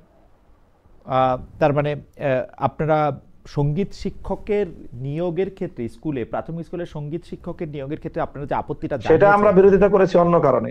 কি সেটা আপত্তির যা কারণের জায়গা হলো যে সেখানে দেখা যাবে যে নাচ গান সহ একটা ব্যাপক আয়োজনের যে ব্যবস্থাপনা, আমরা মনে করি যে বাংলাদেশের মতো এই ধরনের একটা প্রাথমিক শিক্ষাঙ্গনে এই নাচ গান সহ নানা রকমের যে অনইসলামিক সংস্কৃতি চর্চার একটা আখড়া হবে সেটা, এবং শিশুকাল থেকেই আমাদের বাচ্চাদেরকে অনইসলামিক সংস্কৃতির দিকে জোরপূর্বক তাদেরকে সেদিকে ঠেলে দেওয়া হবে। এই অধিকার রাষ্ট্রের নাই যে একটা বাচ্চাকে অনইসলামিক সংস্কৃতির দিকে তাকে ঠেলে দিবে। আপনি কি মনে আপনি দেখবেন ক্লাস 8 এর যে বইগুলো আছে, ক্লাস 8 এর যে বই, অন্যান্য যে সঙ্গীতের বইগুলি ছাপিয়েছে, সম্পূর্ণ একেবারে মনে হয় সে বইয়ের প্রচ্ছদ দেখলেই মনে হয় যে এটা একটা হিন্দুত্ববাদী রাষ্ট্রের একটা সরকারি বা তাদের হিন্দুত্ববাদী কোনো বই হবে। সেখানে বিভিন্ন মূর্তির, তাদের যে উপাস্য, তার ছবি টবি ইত্যাদি এগুলো দিয়ে তারপরে সেই আপনার সঙ্গীতের বই রচনা করা হয়েছে। আপনি কি মনে করেন সেই জায়গাটা থেকে আমাদের কনসার্ন? আপনি মনে করেন যে বাংলাদেশে ইসলামী সংস্কৃতি বা যেই সংস্কৃতি ইসলাম আসলে পারমিট করে না, বা আপনার মনে করেন যে ইসলামের সংস্কৃতিও তো নানা ধরনের নানা ব্যাখ্যা আছে, সেই সংস্কৃতি বাংলাদেশে থাকতে পারবে না, ওরকম আপনি মনে করেন? আমি মনে করি যে যেগুলো নিয়ে মত পার্থক্য আছে সেটা নিয়ে আমি রাষ্ট্রের উপর সেগুলো আমি চাপাতে চাই না। আমার সাথে হয়তো যারা সুন্নি বা যারা আমরা মনে করি, আমাদেরকে যারা দেওবন্দি বলে, সুন্নি আছে, আহলে হাদিস আছে, বিভিন্ন স্কুল অফ থট আমরা ফলো করি, সম্মিলিত সকলের ঐক্যমতের যে জায়গাগুলো আছে, সেই জায়গাগুলো বাংলাদেশে মুসলিমের সভ্যতার উপর, মুসলিম ঐতিহ্যের উপর সম্মিলিত এবং ঐক্যমতের কোন ঐতিহ্যের উপর আঘাত এটা করতে দেওয়া যাবে না। মানে মুশকিলটা কি, যে তাহলে তো আমাদের মানে আমার মুশকিলটা আমাকে যে ধরেন যে এইটা তো যখন কিছু কিছু বিষয়ে আমরা এরকম একমত শুনি, যেমন ধরেন ফেসবুকে আমরা যে বিভিন্ন বিষয়ে আলোচনায় অংশগ্রহণ করতেছি, মতামত দিতেছি, গালাগালি করতেছি, একজন আরেকজনকে কাফের বলতেছি, আমি আলেম সমাজের কথাই বলতেছি, তারা কাফের বলতেছি, আমরা ওয়াজের ময়দানে কোনো ভারতীয়, আমি নাম ভুলে গেলাম, ভারতীয় একজন নায়িকার কথা আমরা বলতেছি, পরে আবার এটাতে ফেরত আসতেছি, আমরা বিভিন্ন ধরনের রসিকতা করতেছি, আদি রসাত্মক কথা বলতেছি, ওগুলি বন্ধ করার ব্যাপারে তো আপনাদের একটা কড়া অবস্থানকে আমরা আসলে দেখি। না না, এটা খালেদ ভাই আপনি ভুল বললেন। আমি মনে করি যে এই সকল বিষয়ে সবচেয়ে যাদেরই এই ধরনের স্লিপিং হয় বা যাদেরই এই ধরনের ভুল হয়, সেই বিষয়ে আমাদের অঙ্গন থেকে সবচেয়ে বেশি প্রতিবাদ হয়, এবং সেটাকে এবং আমাদের চাপের কাছেই আপনি যেটা বললেন না যে আবার ভুল স্বীকার করলো, এই ভুল স্বীকার কিন্তু আমাদের অঙ্গন থেকে এই জাতীয় ভুলের প্রতিবাদের কারণেই ভুল স্বীকারটা করা হয়। আচ্ছা, মানে আমি আপনাদের মনে করি কিন্তু না আপনাদের সেই প্রতিবাদটা আমরা আসলে খুব প্রকাশ্যে দেখি না, কারণ আমরা দেখি কি যে ধরেন একজন বক্তা তিনি এত এত এত এত নিষ্ঠুরভাবে এত মানে আরেকটা গোষ্ঠীকে এমনভাবে আক্রমণ করতেছেন যে আসলে ধরা যাক, আপনি এগুলো আসলে খুব ভালো করেই জানেন যে ধরেন যে 12ই রবিউল আউয়াল আসলে পালন করা হবে কি হবে না, মিলাদুন্নবী থাকবে কি থাকবে না, এগুলি ক্ষেত্রে তো একটা গোষ্ঠীগত জায়গা থেকে আরেকটা গোষ্ঠীকে এমনভাবে আক্রমণ করা হয় যে মানে আমাদের আসলে মানে প্রথমেই বলে নেওয়া হয় যে উমুক হচ্ছে কাফের এবং উনিও একজন আলেম। এখন আমরা কোন দিকে যাব আসলে? আমি না না কোন দিকে যাব, আপনি যেভাবে অসহায়ত্ব প্রকাশ করতেছেন হ্যাঁ, বিষয়টা এমন না। আচ্ছা, এখানে বাংলাদেশের যারা নেতৃস্থানীয় আলেম সমাজ, যারা প্রতিনিধিত্বশীল আলেম, তাদের পক্ষ থেকে কিন্তু এই বিষয়ে একটা চমৎকার ভারসাম্যপূর্ণ দিক নির্দেশনা আছে, আমাদের বক্তব্য আছে, এবং আমরা সকলেই প্রতিনিধিত্বশীল আলেমগণ এই ক্ষেত্রে আমি মনে করি যে এই অঙ্গনে এমন কোন বিরোধ আমাদের বাংলাদেশে নেই যে যেটা নিয়ে এরকম চরম পর্যায়ের কোনো অস্থিরতা তৈরি হয়। দুই একজন ব্যক্তি যারা তার একান্তই দুর্বল, তাদের ভুল বলবো। আচ্ছা, আমি একটা বিষয়ে শুধু আপনার একটু দিক নির্দেশনা চাই শিক্ষক হিসেবে, সেটা হচ্ছে যে আপনি কি মনে করেন যে একটা ইসলামী জলসায় আরেকটা ধর্মকে আক্রমণ করে বা ওই ধর্মের বিভিন্ন সাংস্কৃতিক চর্চাকে আক্রমণ করে কথা বলা কি উচিত আসলে, বা এটা কি ঠিক আছে? আপনি কি মনে করেন? এখানে আমি বলি হুম, আমি বলি হুম, হুম, একটা হলো কম্পারেটিভ রিলিজিয়াস ডিসকাশন, হুম, এটা একটা তো গুরুত্বপূর্ণ আলোচনা, হুম, এটা তো আলোচনা করতেই হবে। হুম, আমি আমার ধর্মকে শ্রেষ্ঠ জ্ঞান করি, হুম, আমার ধর্ম কেন শ্রেষ্ঠ, তো সেটা তো আমাকে প্রমাণের আলোকে, যুক্তির আলোকে মানুষকে বলতে হবে।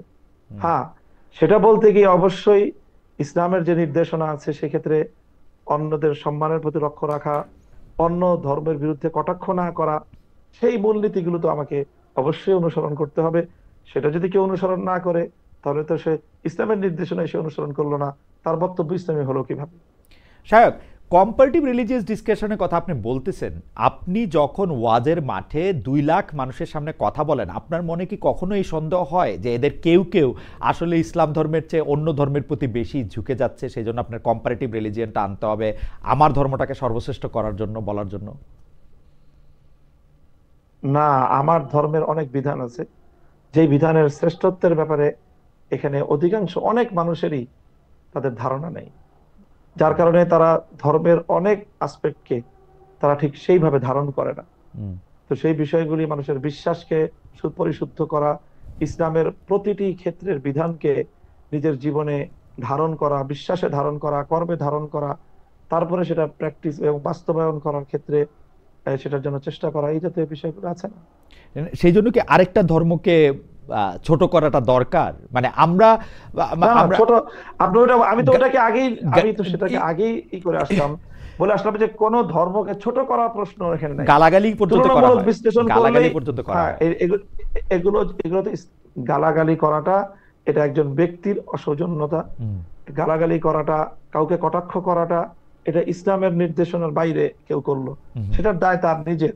ওকে। এটা সামগ্রিকভাবে আলেম সমাজের দায় নেবে না। আপনি কাবুল থেকে ফেরার পর আপনার একজন ছাত্র আহ, আপনাকে আহ, কিছু প্রশ্ন করেছেন। আমি আপনার ছাত্রের কথা আপনাকে বলি, আপনাকে শিক্ষক সম্বোধন করে তিনি বলছেন আফগানে, মানে আপনি কাবুল থেকে ফেরার পরে তিনি বলছেন আফগানে ভিন্ন মতের কোনো জায়গা নেই, বাংলাদেশের শারিয়াতে ভিন্ন মত কি জায়গা পাবে? ধরে নেওয়া যাক দেওবন্দ ব্যাখ্যার শারিয়া কায়েম হলো, সেই ব্যাখ্যার বাইরে ধর্মের অন্য কোনো চিন্তা চর্চা বোঝাপড়া কি সেই শারিয়া শাসনে জায়গা পাবে?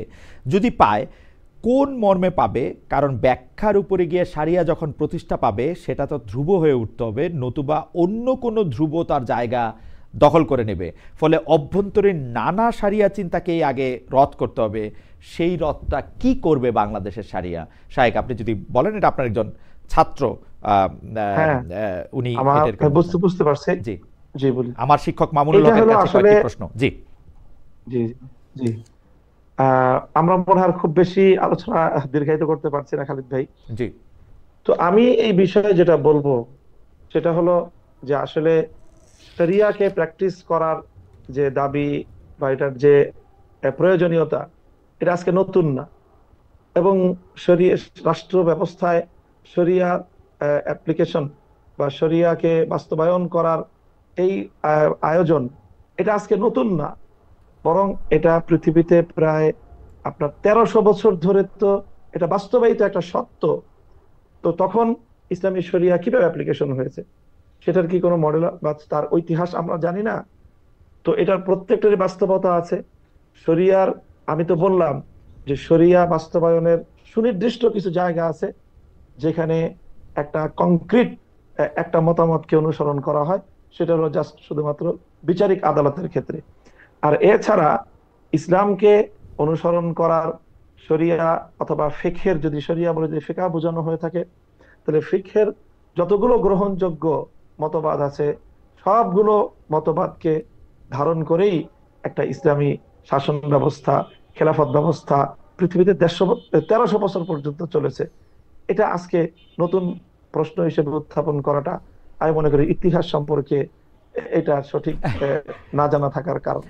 মামুন ভাই, আপনি আমাদের আর কতক্ষণ সময় দিতে পারবেন? আমরা যদি একটু জানা থাকে তাহলে আমরা একটু আর কতক্ষণ? না, আমি আর আমার সময় তো আসলে 10টা পর্যন্ত ছিল।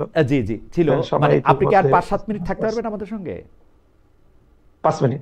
জি, 5 মিনিট। আমি একটু বলি যে আমাদের একজন দর্শক, উনি বলছেন, সাইফুল ইসলাম ওনার নাম, নাস্তিক খালেদ কোন আলেম অন্য ধর্মের লোকদের গালি দিছে প্রমাণ দে, উদ্দেশ্যমূলক প্রশ্ন। আপনি বুঝতেই পারতেছেন যে কিভাবে আসলে গালাগালিগুলি হয়। যাই হোক, আমি এটা নিয়ে কথা বাড়াতে চাই না। আমি আপনার কাছে প্রশ্ন যেটি করতে চাই যে জামাতে ইসলামী সহ আপনারা নির্বাচনী জোটের উদ্যোগ নিয়েছিলেন, এখন আমরা শুনছি জোটের বদলে আপনারা প্রার্থীভিত্তিক সমঝোতা করবেন। এদিকে জামাতে ইসলামী কিন্তু মোটামুটিভাবে 300 আসনে নিজেদের প্রার্থী নির্ধারণ করে রেখেছে। এইটার ক্ষেত্রে আপনারা আসলে প্রার্থীভিত্তিক সমঝোতাটা কিভাবে করবেন? আহ, জামাতের সাথে জোট গঠন করার উদ্যোগ আমরা কখনোই নেই। বরং আমরা বাংলাদেশ খেলাফত মজলিসের পক্ষ থেকে ইতিমধ্যে 268টা আসনে আমরা আমাদের প্রার্থী তালিকা চূড়ান্ত করেছি।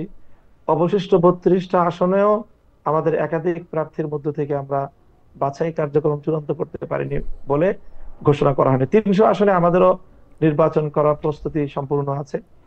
তো সেই জায়গাটা থেকে এমন একটা আলোচনা চলছে যে হয়তো আসন ভিত্তিক কোনো একটা সমঝোতা হতে পারে, যে যে আসনে এক দলের প্রার্থী থাকবে সেই সেই আসনে অন্যান্য দলগুলো প্রার্থী দিবে না, এরকম একটা সমঝোতা হওয়ার আলোচনা আছে, সম্ভাবনা আছে। সেই ক্ষেত্রে সেটা আসলে কতগুলো আসনে শেষ পর্যন্ত এই সমঝোতা গিয়ে দাঁড়াবে এটা তো সময়ই বলে দিবে। এখনো আমরা আগাম চূড়ান্ত কোনো কথা বলতে পারছি না। মাওলানা মামুনুল হক, বিএনপির সাথে আপনাদের দূরত্ব বা জামায়াতে ইসলামের কি একটা দূরত্ব সৃষ্টি হয়েছে 5 আগস্টের পরে? এই দূরত্বের আসলে কারণ কি? মানে একটা সময় আমরা দেখেছি যে বিএনপির সাথে আসলে জামায়াতে ইসলামের সম্পর্ক বা আপনাদের সম্পর্ক একটু অন্যরকম ছিল, এখন আবার দেখছি একটু অন্যরকম। এর কারণটা কি আসলে? বিএনপির সাথে এই ইসলামী বেশিরভাগ সংগঠনগুলোর একটা দূরত্বের বড় কারণ হলো যে সাধারণত আমরা যারা বাংলাদেশে ইসলামপন্থী রাজনীতি করি, আমাদের অতীতের স্বাধীনতা পরবর্তী সময়টায় সবসময় আমাদেরকে একটা রক্ষণাত্মক রাজনীতি করতে হয়েছে।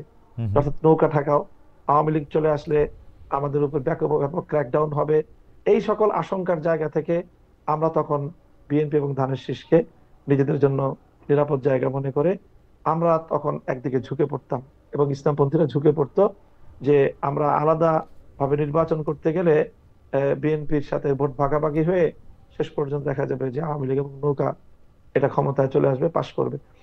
তো সেই আশঙ্কার জায়গা এবার নেই। তো এবার না থাকার কারণে এখন বিএনপির যে নির্বাচনী ইশতেহার বা তাদের যে নির্বাচনী এজেন্ডা, সেখানে তো ইসলামকে কেন্দ্র করে খুব আমাদেরকে আশাবাদী করার মতো, আশ্বস্ত করার মতো তেমন কোনো এজেন্ডা নাই। যার কারণে এখন আমরা মনে করি তাহলে সেই ক্ষেত্রে আমরা কেন বা কোন যুক্তিতে আমরা এখন এই পরিস্থিতিতে বিএনপির সাথে নির্বাচন করব। এই জায়গাটা বড় ধরনের আমি মনে করি নতুন একটা সিচুয়েশন যেটা বিগত সকল নির্বাচন থেকে একটা ভিন্নতা তৈরি করেছে। এই ভিন্নতার কারণেই মূলত এবার মনে হচ্ছে যে বিএনপির সাথে আমাদের এই দূরত্বের জায়গা। আপনার 5 মিনিটের 3 মিনিট আছে, আমার দুটি শেষ প্রশ্ন। একটি প্রশ্ন হচ্ছে এনসিপি যে নতুন রাজনৈতিক দল, তাদের আপনি আসলে কিভাবে মূল্যায়ন করেন? আর শেষ প্রশ্নটি অবশ্যই বর্তমান সরকারকে নিয়ে, এনসিপির কথা যদি বলেন আমাদের 1 মিনিটে।